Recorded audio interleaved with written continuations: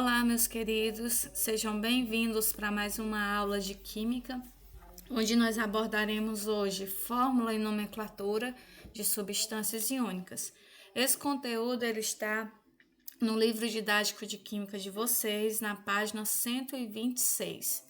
Então, qual é o nosso objetivo hoje, os nossos dois grandes objetivos desta aula? Primeiro, entender como se dá a formação das fórmulas iônicas e segundo, nomear as substâncias iônicas simples. Então, nessa aula você deve se perguntar, ao final dessa aula você deve se perguntar se você entendeu como se formam as fórmulas iônicas e também se você aprendeu a nomear algumas substâncias iônicas simples. Então, eu trouxe aqui para a gente contextualizar um pouco três substâncias que são formadas por ligações distintas. A primeira é a sacarose, e eu quero que vocês dêem uma atenção maior para a fórmula da sacarose. Aqui a gente tem o cloreto de sódio também, e aí é formado aqui pelo NaCl. E aqui a gente tem esse troféu, que ele é basicamente formado por ouro, então ele é simbolizado aqui pelo símbolo do ouro. Para a gente prosseguir, eu também quero revisar com vocês a premissa da formação dessas ligações, né? As ligações covalentes, elas são formadas basicamente apenas por ametais, ok? Já as ligações iônicas, elas são formadas por metal mais ametal. E as substâncias metálicas, elas são formadas apenas por metais, ok? Então, qual é o nosso grande foco hoje? O nosso grande foco são as substâncias iônicas. Nós vamos verificar como nós podemos montar uma fórmula iônica, como essa aqui do cloreto de sódio. Como é que eu posso simbolizar essa substância com o NaCl? Ok? Então, esse é o nosso grande foco da aula de hoje. Então, como montar uma fórmula química? Para a gente montar essa fórmula química, pessoal, é necessário que nós lembremos algo que se chama valência. O que é uma valência? Valência é a quantidade de elétrons que fica na última camada de um elemento químico. Então, a tabela periódica ela tem uma curiosidade bem interessante, que a maioria, né, aqui alguns grupos, algumas famílias da tabela periódica, eles apresentam a mesma quantidade de elétrons na sua última camada. Então, nós temos aqui algumas características, ó. A família do grupo 1, todos eles apresentam um elétron na sua última camada, certo? Então, eles vão ter uma tendência de doar elétrons, e essa quantidade de elétrons é exatamente um elétron, ok? Já que na família 2, esses elementos da família 2 vão ter a tendência também de doar dois elétrons, com exceção aqui do berílio, ok? Então, aqui voltando para os ametais, ó, na família do nitrogênio, qual vai ser a tendência deles? De receber 3 elétrons. Já o oxigênio, o enxofre, selênio, vão ter a tendência de ganhar 2 elétrons, e a família do flúor, que tem o cloro, o bromo, vão ter a tendência de ganhar um elétron, ok? Veja aqui, ó, que os gases nobres, eles não têm tendência de ganhar e nem perder, por eles serem estáveis, né? Na sua maioria das vezes inertes, ok? Então, para a gente montar uma fórmula química, é necessário que a gente tenha a ciência dessas valências desses elementos químicos. Então, lá no livro de vocês tem uma tabelinha mais completa dessas valências. Aqui, ó, nesse meio, a gente tem os metais de transição.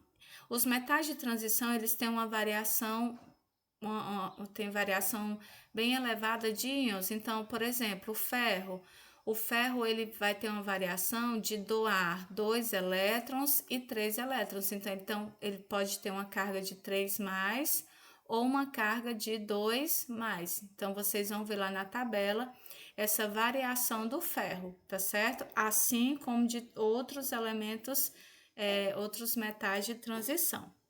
Então, gente, ó, como a gente está falando de substância iônica, como é que é formada uma substância iônica?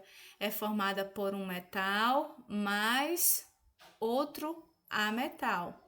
Então, os metais, eles vão ter a tendência de doar elétrons, que é exatamente o cátion, e já os ametais, eles vão ter uma tendência de receber elétrons, e eles se chamam de ânion. Então, são exatamente esses elementos químicos que estão aqui dos lados da tabela, né? Esses aqui vão ter uma tendência de ser cátions, porque eles vão doar elétrons e vão ter uma cargazinha a mais. E já esses outros elementos aqui, eles vão ter uma carga negativa. Por quê? Porque eles vão ter a tendência de receber elétrons. Então, para a gente montar uma fórmula química, é necessário que eu saiba a carga elétrica do cátion e do ânion, ok? E isso eu vou ver exatamente nessa tabela, que no caso está lá no livro didático de vocês, na página 126. Então, escrevendo uma fórmula química de um composto iônico. Ó, como eu falei para vocês, é formado por um cátion e por um ânion, ok? Esse cátion, ele vai ter uma carga positiva, certo? Que é exatamente a valência desse elemento químico. E já o ânion, ele também vai ter uma carga elétrica, né? Que é uma carga aqui, onde vai dizer quantos elétrons ele tem a tendência de receber. Quando nós formos montar uma fórmula química, eu vou pegar esse cátion e a carga dele. Essa carga, ela vai vir para o índice do ânion. Ó, esse númerozinho que fica aqui abaixo se chama índice. E esse expoente aqui, ó, ele vai vir para o índice do cátion. Então, a gente chama como a lei do escorrega. Esse expoente escorrega para o ânion e esse expoente escorrega para o cátion. E vai formar uma fórmula dessa forma. Você coloca o símbolo e o índice aqui, ó. Quem é esse índice? Era o expoente lá do B. Quem é esse índice aqui? Era o expoente lá do A, ok? Isso aqui tem um objetivo. Se eu somar essas cargas, ok? Elas vão ter que dar um valor total igual a 0, certo? É aqui que mora o sentido da fórmula química. Como eles formaram uma nova substância, então eles vão se estabilizar. O que é essa estabilização? É ela não ter grande potencial de reatividade, ou seja, a carga dela vai estar neutralizada. Então, esse é o grande objetivo da formação das fórmulas químicas iônicas. Quando eu somar essas cargas, elas devem ser igual a 0. Só que tem um porém. Se eu tiver um índice aqui, ó, esse índice vai dizer quantos elementos químicos eu tenho. Então, eu vou, por exemplo, se aqui eu tivesse só um, né? Então, vai ser o quê? 1 vezes mais, que vai ser mais 1. Aqui eu tenho também quantos? Apenas um elemento B. Então, vai ser o quê? 1 vezes menos 1, né? Então, mais 1 mais menos 1 vai dar um valor igual a 0. Vamos ver na prática como é que a gente faz isso. Então, eu tenho aqui o cloreto de magnésio. Como é que eu escrevo? Como é que eu posso montar essa fórmula do cloreto de magnésio? Então, primeiro você vai colocar aqui o cátion. Quem é o cátion? É o Mg. O Mg faz parte de qual família? Você vai lá na tabelinha e você vê, ó. A carga do Mg é 2+. Por quê? Porque ele está lá na família 2, ok? Já o cloro, pegue somente o cloro, só o Cl. Qual a carga do cloro? A carga do cloro é -1. Eu não preciso colocar 1, tá certo, gente? Eu já sei que aqui só tem -1. Como é que eu vou montar agora? Pela leizinha do escorrega, tá certo? Ó, esse 2+ vem para o índice do Cl e o menos vem para o índice do Mg. Como é que vai ficar isso, ó? Quando eu tenho apenas, quem é que ficaria aqui? Ficaria o 1. Quando eu tenho apenas 1, eu não preciso colocar. Agora eu vou escrever quem? O Cl. Quem é que está agora aqui perto do Cl? É o 2. Então, ó, na fórmula química não é necessário você colocar as cargas, ok? Não. É necessário você colocar os índices. Então, aqui fica a fórmula do cloreto de magnésio. Perceba o seguinte, ó. Qual era a carga do Mg? Era 2 mais. Vou colocar aqui abaixo, ó. O Mg era 2 mais. Qual é a carga do cloro? 2 mais. Qual era a carga do cloro, gente? A carga do cloro era menos 2. Só que agora eu tenho quantos cloros, ó? Tenho 2. E aqui eu tenho quantos Mg? Magnésio? Só 1. Veja só, gente, ó. 1 vezes 2 mais, vou colocar bem aqui do lado, vai ser igual a 2 mais. Somando. Quanto é 2? Esse índice aqui, ó, eu tenho 2 cloros. Quanto é 2 vezes menos 1? É menos 2. Se você for somar 2 mais com 2 menos, vai ser igual ao quê? Vai ser igual a 0. Então, ó, é a carga dessa fórmula, dessa substância, 0. Então, dessa forma, eu escrevo a fórmula química, só que você não precisa colocar 0 aqui, tá bem? Vamos ver outro exemplo. Eu tenho aqui o óxido de cálcio, que é o cal, tá certo? Que a gente conhece como cal virgem, né? Então, mais uma vez, ó, primeiro você pega o cátion. Qual é a carga do cátion? É 2 mais, porque ele também é da família 2 da tabela periódica. E o oxigênio, qual é a carga dele? É menos 2. Então, você já sabe que você vai fazer aqui a lei do escorrega, ó. Esse aqui vem para cá, 2 vem para esse índice, e esse 2 aqui do oxigênio vem para cá também, ó. Então, vai ficar como? Vai ficar assim, ó. Cálcio, a princípio, tá bom? Vai ficar cálcio 2 mais oxigênio 2. Só que tem um porém, certo? Essas fórmulas, gente, quando nós escrevemos, ela é uma fórmula mínima. O que quer dizer isso? A gente faz uma proporção mínima das cargas, dos índices.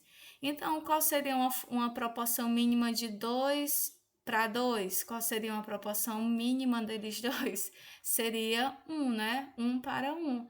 Então, eu não preciso colocar cálcio 2, oxigênio 2. Como é uma fórmula mínima, eu vou colocar aqui só apenas o Ca e o oxigênio. Por quê?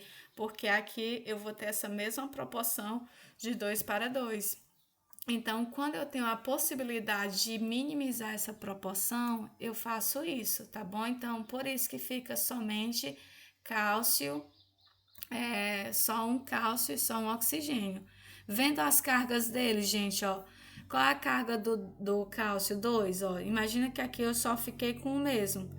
1 vezes 2 mais vai dar 2 mais. 1 vezes 2 menos, que era a carga dele, ó, fica 2 menos. Quanto é 2 mais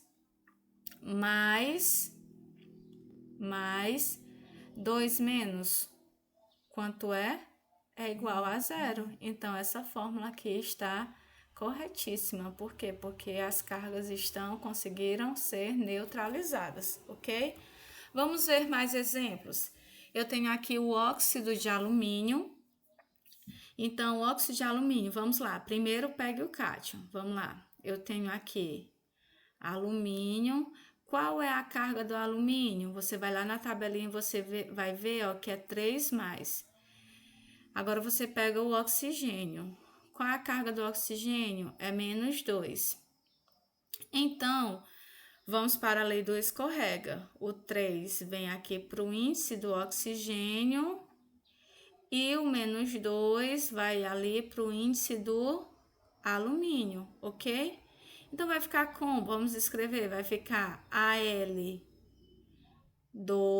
ó, porque esse aqui vem para cá. E vai ficar o oxigênio o quê? Quem foi que veio para cá? Foi o 3, ok? Vamos só conferir as cargas dele. Lembrando que você não precisa colocar cargas, ok? Então, vai ficar como, ó? O alumínio, qual era a carga dele? Era 3 mais. 3 mais.